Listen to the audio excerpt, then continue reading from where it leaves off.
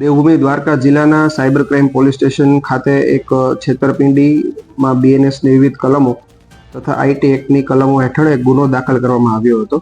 આ જે ગુનો છે તે છેતરપિંડી બાબતનો છે.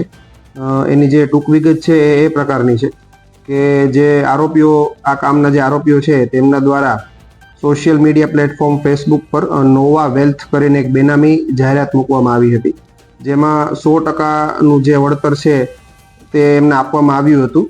એવી રીતે એક ફેક આઈડી બનાવવામાં આવી હતી અને એક ખોટી વેબસાઇટ capitalmanagement.in કરીને બનાવવામાં આવેલ હતી. આ વેબસાઇટમાં જે આ કામના જે ફરિયાદી છે તેમનું એક ફેક પ્રોફાઇલ બનાવવામાં આવ્યું હતું અને એમાં એમને 100%, 200% જે રિટર્ન છે એ મળી આવ્યું છે. એ રીતે એમને ફાયદામાં લઈ અને તેમની પાસેથી અંદાજિત 41 લાખ એટલે કે 42 લાખ જેવી રકમ છેતરપિંડીના ભાગરૂપે પડાવી લેવામાં આવી હતી. જે police station cyber crime police station છે તેના ટેકનિકલ ઇન્ટેલિજન્સના મારફતથી બે જે આરોપીઓ છે તેમને પકડી પાડવામાં આવ્યા છે. આરોપીઓની જે વિગત છે, એક છે પંકજભાઈ ઉર્ફે પિયુષભાઈ ભરતભાઈ રાઠોડ, જે 24 વર્ષની ઉંમર ધરાવે છે અને તેમને મધ્યપ્રદેશથી પકડવામાં આવ્યા છે.